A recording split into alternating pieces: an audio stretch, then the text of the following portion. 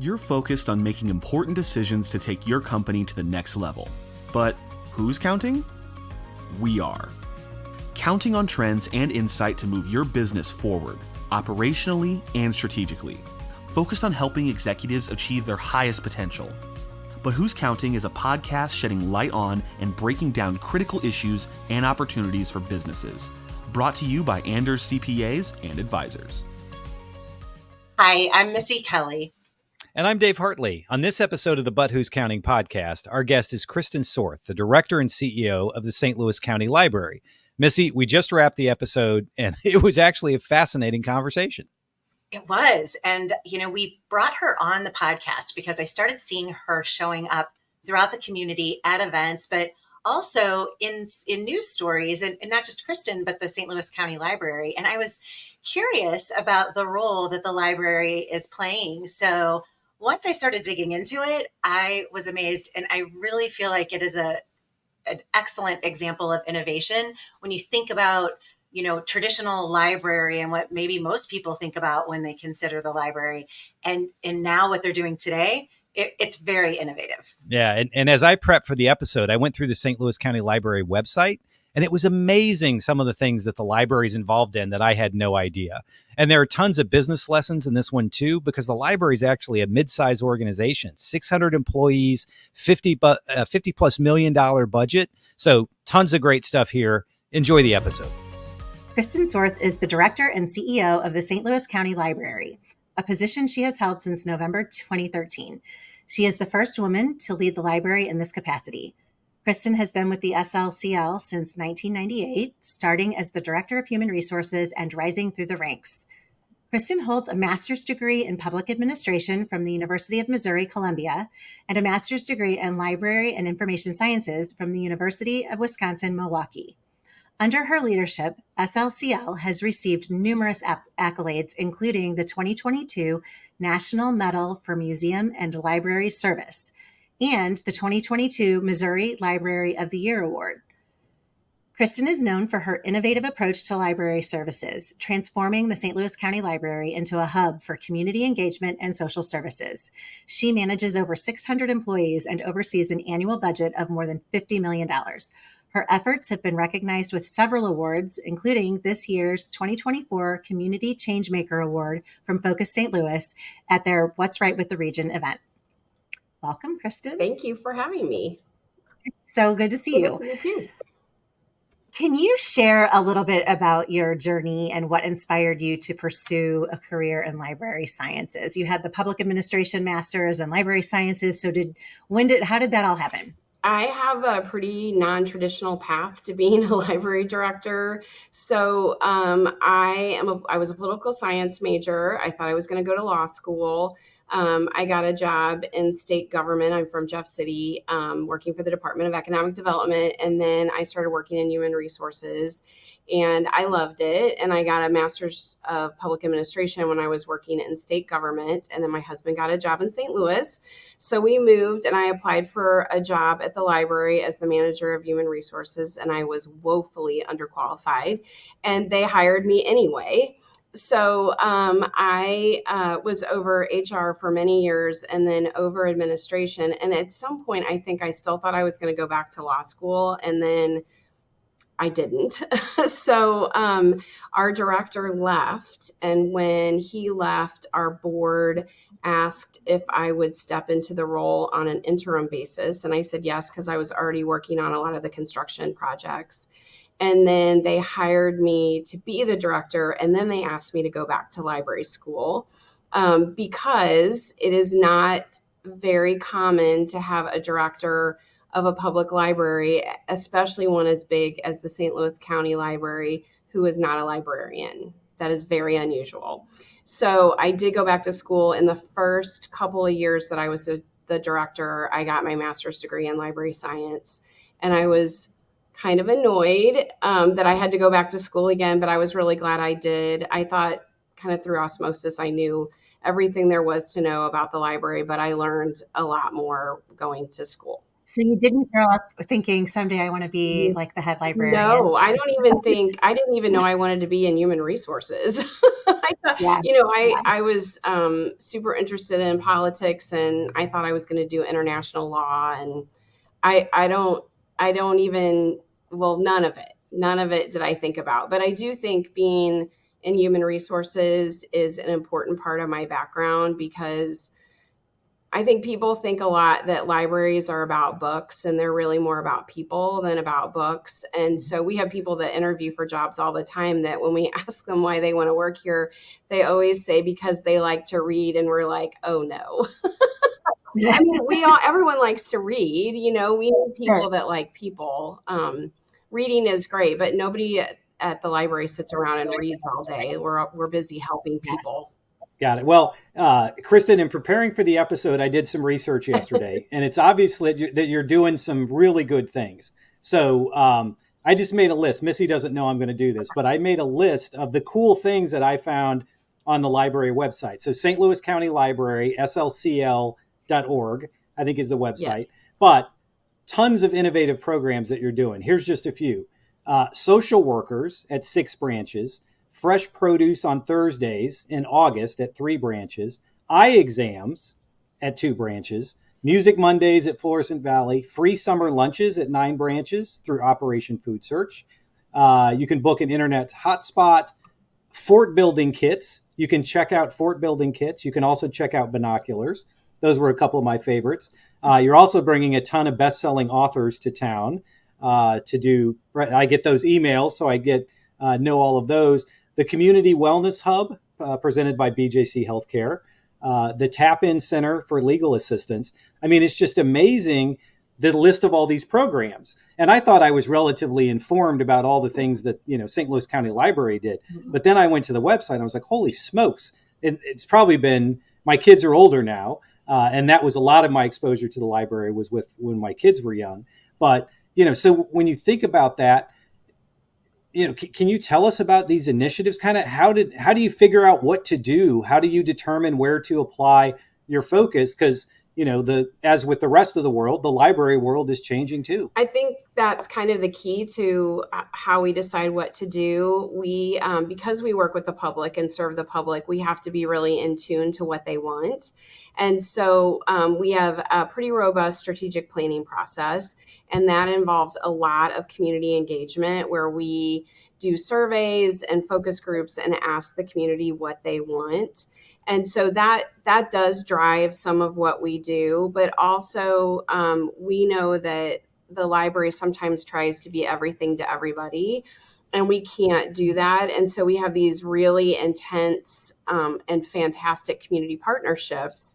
And often our partners come to us and say, what do you think about doing this? And then the other thing, I think we always try and start with yes and work backwards from there. So that permeates throughout the entire organization. So from a patron coming in saying, I've lost my books completely, that we say, yes, we'll work with you, to having a partner come in and say, what do you think about offering this? And we say yes, and we just figure it out. I think that happened a lot during the pandemic because people couldn't reach people.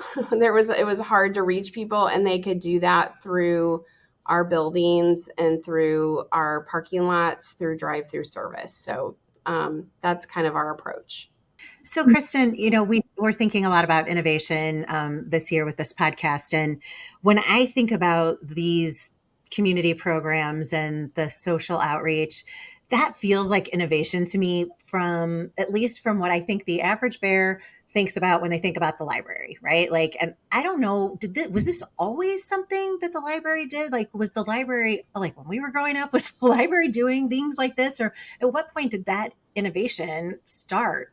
And how do you decide what things to choose, to keep it going? Yeah, I mean, libraries have always been really responsive and able to adapt to change, but this is definitely not the library like when we were kids. That was still in our buildings before renovation really reflected that old library style: brick, small bunker windows, uncomfortable furniture, shushy, all those things. This is definitely not that library anymore.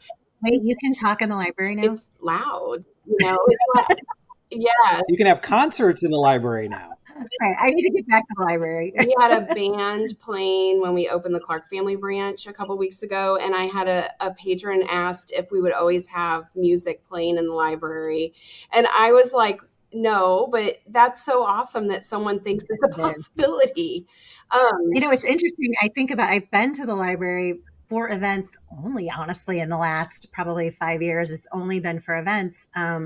So I guess I haven't been in the normal, like, it's a Tuesday afternoon at 2 and, it's still okay to talk to people. And I mean, I think that for us really too, with the innovation, we looked at when the For the Sake of All report came out about 10 years ago, we really looked to that report as a place to steer our priorities. And there were very clear things in that report that talked about the issues that St. Louis was facing. And so I think we used that as our guide.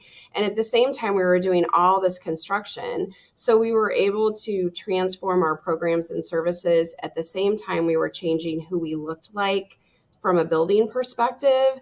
And so I think we were able to leverage that change at the same time.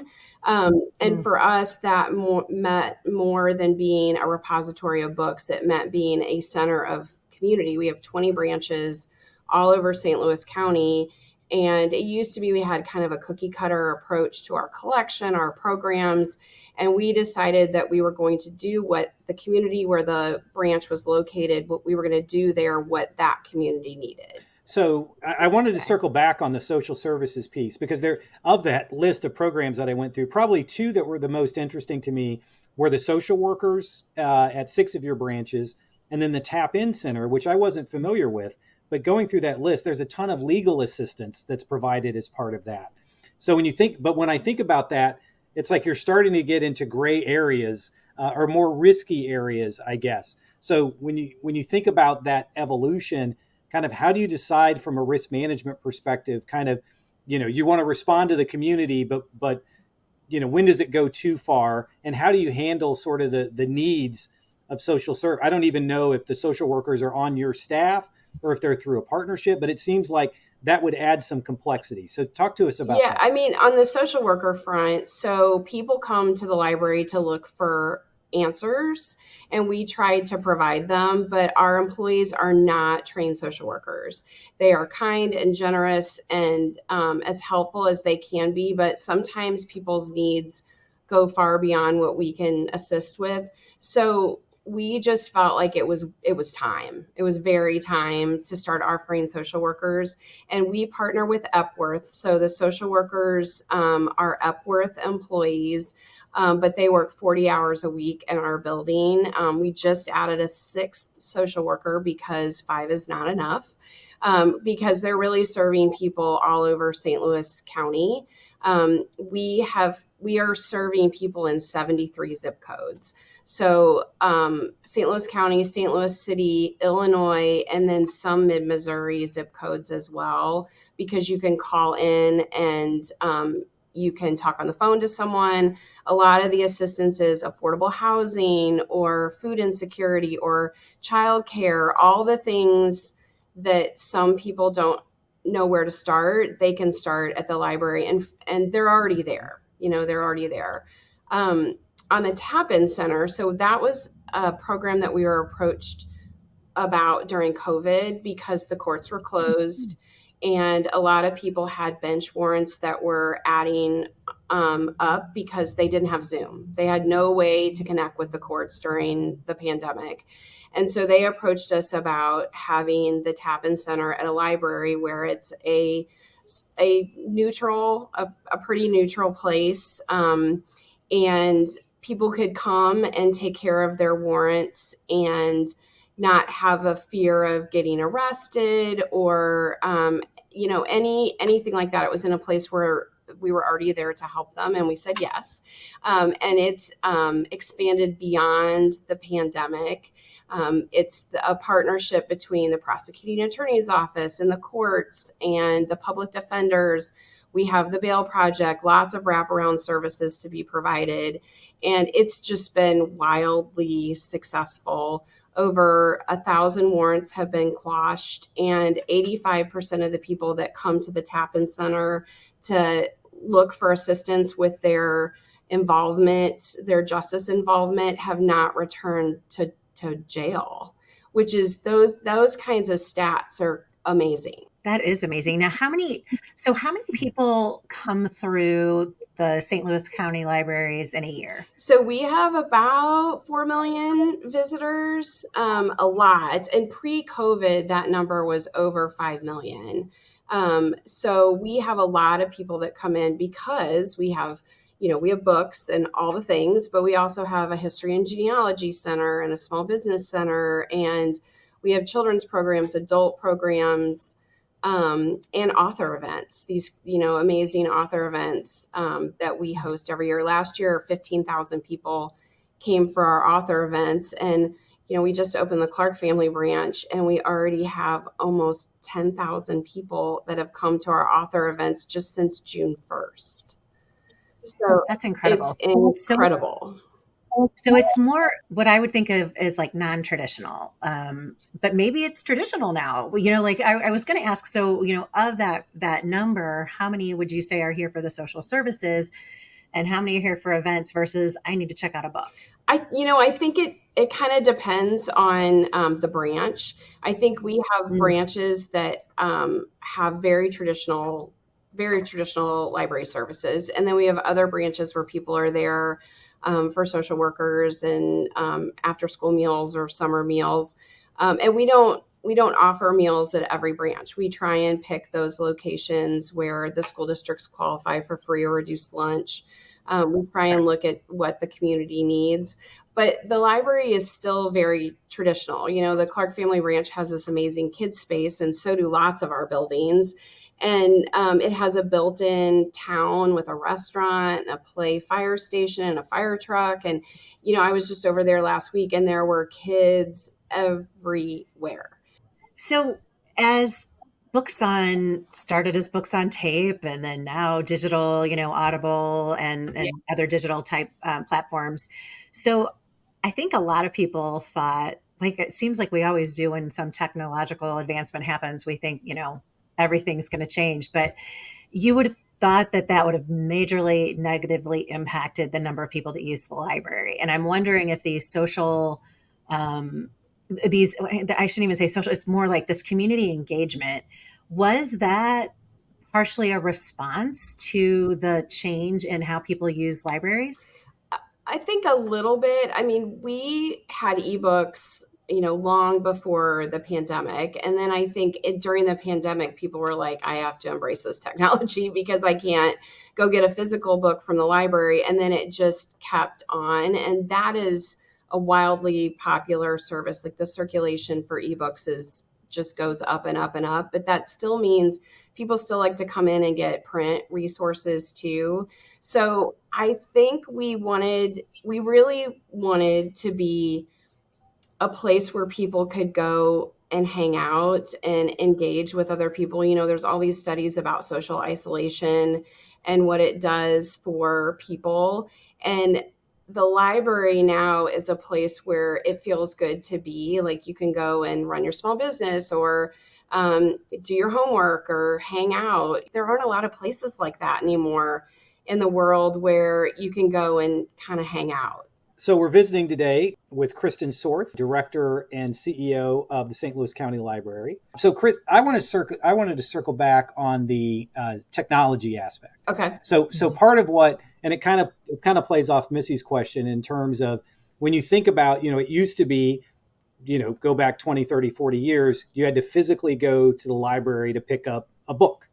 Now, when you think about all these other things, and as I was going through the website, I noticed not only is it ebooks, but then you also have, basically virtual magazines. You have some access to some streaming services, video, audio. So So when you think about that as part of the strategy, sort of the shift between sort of, it's almost like the rest of the world is having to deal with in-person versus remote versus hybrid. So when you think about, I'm sure you probably have a lot of people now that are in that hybrid mode where they may look for things online, reserve a book online, physically come in to pick up their book. So it's just a different scenario. So I guess when you think about that in the future, I guess, how do you think technology going forward, kind of what's the strategy, what's the thinking of the St. Louis County Library around how to embrace the continued shift and movement and advancements in technology? I think, well, the library has always offered technology to people. We had public computers and free Wi-Fi in our buildings, for decades, frankly. But we also, you can check out a hotspot or check out a Chromebook. I'm involved in quite a few digital equity initiatives, and I would like to tell you that digital equity was not an issue, but it is an issue. And so I think the library is going to play an important role in helping level the playing field, because you just cannot do anything without the internet anymore. You can't apply for a job. You can't watch Netflix. You can't do whatever. You can't order from Amazon. So the library plays an important role, but we continue to look at our spaces, our physical spaces, to address that. So in our buildings, we have free Wi-Fi, and we also have public computers and also digital navigators that help people manage through all the things that are coming with new technology. But we also, in our new building, we added a Zoom room because people want to come in. They don't have reliable internet access, so they need a place to Zoom. We have a podcast room. We have a room a memory lab, where you can come in and record your oral history digitally with your family, and a digitization room where you can take old pictures and old VHS tapes and convert them. So we try and think as far ahead as we can. And then we adapt and change as we go. Like our teen space in the new building has a creative lab. So it has 3D printers and large format printers and laser cutters and a recording studio and a green screen and all the things. So we just try and think as far ahead as we can. But the library is definitely a place where people can come and get access to technology. So when I think about this from the business perspective, a lot of businesses have KPIs, key performance indicators, metrics that they're using. When you start the year, you're preparing for the next year, what is it that your goals are centered around? Well, we have a strategic plan. We have a 3-year plan, but then each year we have its own year's plan. So we try not, well, we don't let that plan sit on a shelf. It's a very active plan that we use, and our measures it's a little different. We're not making things. So it's a little bit different. We're not selling things, but we are in the business of people and community. And so libraries measure everything. So we keep statistics on program attendance, on how many people check out books, on what kind of books people check out, on our databases. We are measuring all the time and looking to that. We measure gate counts and, all the things. So we are tracking a lot of data. And we're also making sure that if we have a program or service that maybe doesn't seem as popular as it used to be, then we really evaluate that and make a decision about whether we want to continue with that. So I think people think sometimes that libraries aren't, like, they think it's a sweet, cute place to work, and it is, but it's a business. We're just in a different kind of business. We're a large employer in the region. We have a huge budget. In addition to that budget, we had a $120 million construction budget. So it's a lot of business related decisions in an environment where money is not as much the goal. So one of the things I learned on the website yesterday, so St. Louis County Library, SLCL.org, and it makes more sense now knowing your background in human resources. but the fact that the St. Louis County Library was named a 2024 top workplace by the St. Louis Post-Dispatch. And I was surprised when you said the number of employees is north of 600. Mm-hmm. So when you think about that, like for the people working at the library, what is their motivation? How do you promote employee engagement? Because I know there's a lot of businesses that are struggling to get their employees back, to get them engaged. Sort of what are the things that you're thinking about when you try to keep a workforce of 600 plus people really engaged and dedicated to the cause? Well, this is a huge area of focus for us because I think somewhere in the middle of the pandemic, we realized that we had focused so much on our buildings and our services that we had forgotten a little bit about the people that deliver those. And so we hired a new position. It's an employee engagement specialist. And so we do lots of things to focus on employee engagement. We have things we always say like that they bring the fun.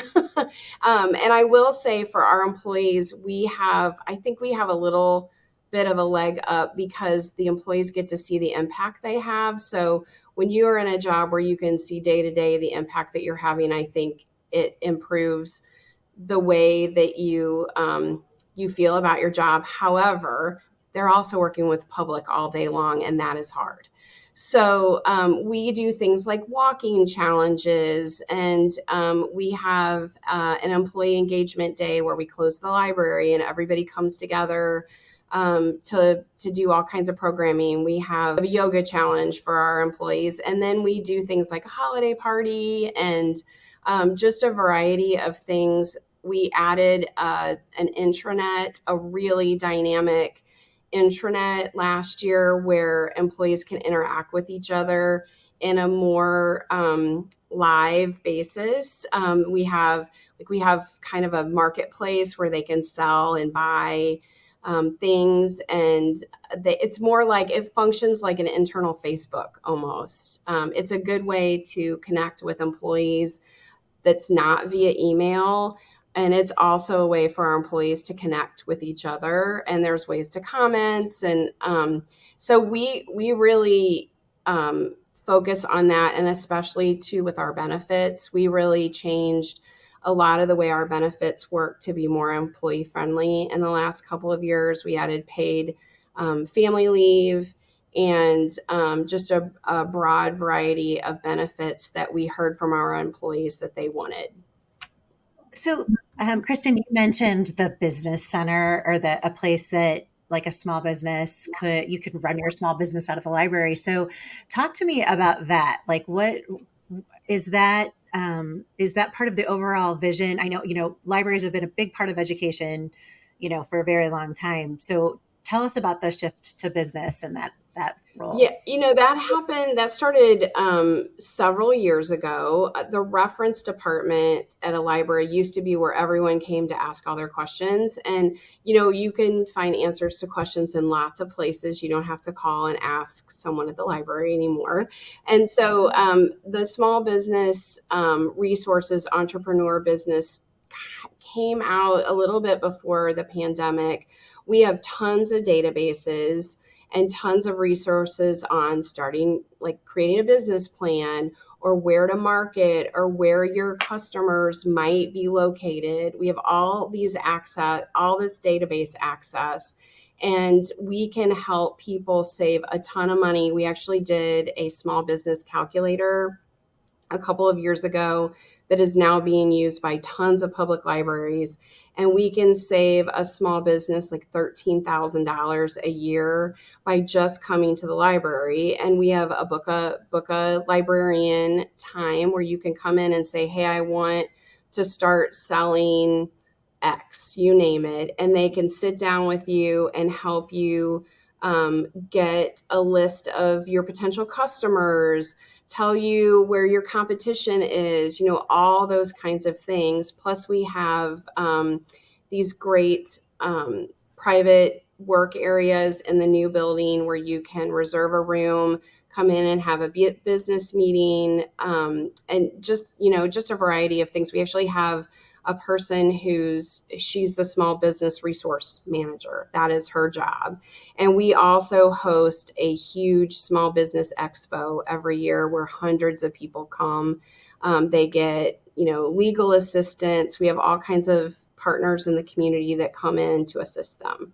Do you charge for any of the services? So everything that you're mentioning is free, including the events that you have? Yeah, everything is free. I mean, people pay taxes, so we're tax supported, but there's no extra charge on the events. Those are all free unless we have an author event that is coming where we have to limit the amount of people that are there because we have a limit on how many people we can have, or the publisher asks for it. So sometimes we charge for author events, but it's typically just the cost of the book. So, but one thing related to that, you mentioned earlier that there's no fees at the St. Louis County Library. Right. That was I didn't know that was a thing. Yeah. I think I still have nightmares about I've got a book that is overdue and somebody's going to knock on my door someday.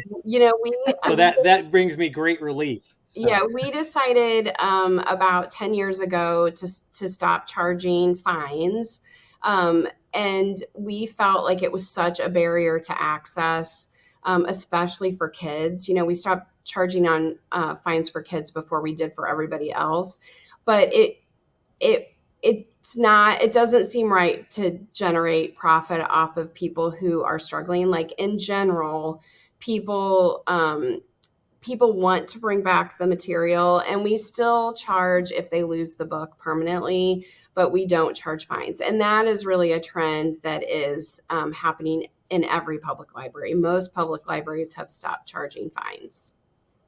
Have you noticed a difference in behavior as a result? Like, are there more late books, or is it just the same as it was before? It's actually, statistically, it's actually the same or even better. I think what it really means is that people, if you had fines and you were blocked from using the library, you stopped being a library user. And, that is not what we want. And I think that goes with the trend that libraries were like these rule following, like you broke the rules, you're in trouble. Like that is not the image that we want to give. We want to be welcoming, and not charging fines is a good way to be more welcoming. So, Kristen, you've been involved with the St. Louis County Library now for more than 2 decades. Yeah. You've been in the leadership role for over a decade. Yeah. So when you think about what's the most rewarding thing for you? I mean, you've obviously had a significant impact. What's the most rewarding thing for you? And when you look to the future, what's the most exciting thing that's coming that you're really jazzed about? I would say the transformation into being a center of community and the impact that we've made in St. Louis. I think during the pandemic, we knew that we had to stand up really during the pandemic. And this sounds kind of dorky, but we stood standing. It was easy, I think, to kind of hunker down during the pandemic. And that is the opposite of what we did. And so now we find ourselves in just about every community table. If we're not there, someone's asking where we are, and that is awesome. And I feel very proud of that, because I would say 10 years ago, we were way under the radar and no one really thought to say, hey, where's the library in this? So that I'm super proud of that. Future wise, we're done with construction. So that's crazy. We've done 21 buildings in 10 years, but we're going to start looking at the first couple of buildings and starting over a little bit, which is kind of interesting. But the other thing I'm excited about is we have a bookmobile fleet. We have school bookmobiles that visit senior living facilities and preschools, and our fleet is aging. So we're getting 4 new school bookmobiles this fall. And we know that not everybody can come into our physical location, so we have to meet people where they are, and that is through our bookmobile service. So I'm pretty excited about getting 4 new bookmobiles. Do you have any idea on, like, if you looked a decade ahead from now, if you think about like 10 years ago where you are now, do you have any sense of what's going to blow us away 10 years from now when we're having this conversation? I do think, AI is kind of what everyone's talking about. And I do think that is going to have an impact on public libraries. I think with innovation, you have to make sure that you're not innovating just to innovate. Like there's an impact there. And I'm still waiting a little bit to get a better sense of the AI focus. I think that there are always going to be people in our world that need the services of a public library. And I definitely think the social isolation issue that we see with kids who grew up during the pandemic or people who rely on their phones. I just read an article the other day by someone who said that they don't like to talk to people on the phone. And I was like, what? I mean, I get it, but sometimes you cannot wait for an email. You have to pick up the phone. And that is something that drives me crazy about my son who is in college and younger employees as well. Like, I'm like, don't suffer in silence, pick up the phone. So it's a big barrier for that generation. It's really interesting. It's interesting. It's so crazy. I'm like, if you would have just picked up the phone, you could have solved that problem in like 5 minutes.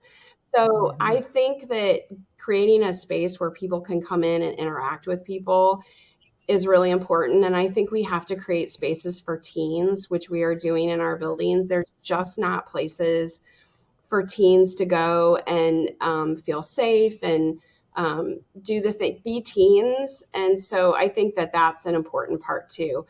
Technology is so hard to predict. You know, I can remember like when I first came to the library, they had just started using email and they had like policy folders of all the, and you know, then there were lots of rules. So they would have binders filled with rules. And then like we had just started using email, and then think of where we are now. It's crazy.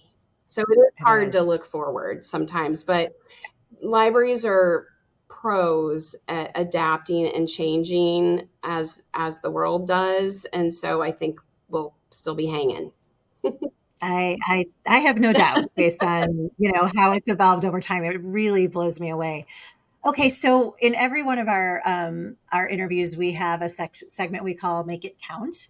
And so if you had one thing that you could offer a business owner as they broach their next innovation, what would it be? I think that you should make sure that innovation means something to someone other than you.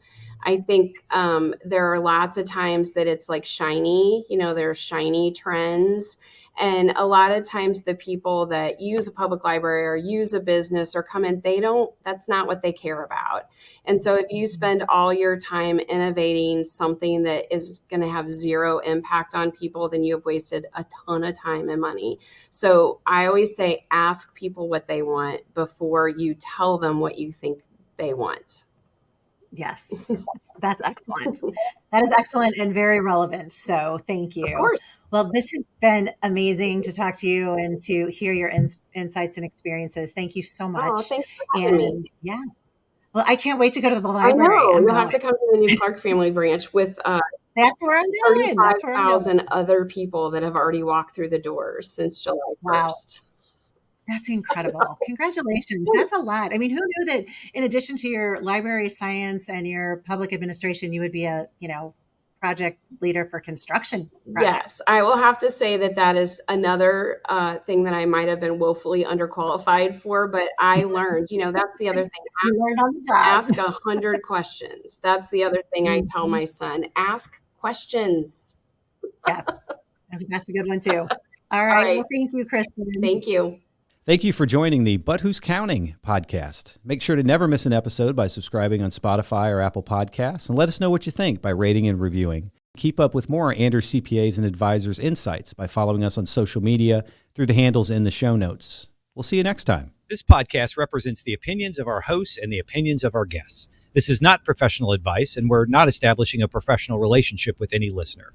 The content of this podcast is for informational and educational purposes only. And because each listener is unique, please consult a professional for any legal, tax, or investment advice, accounting services, or professional consulting needs that you may have.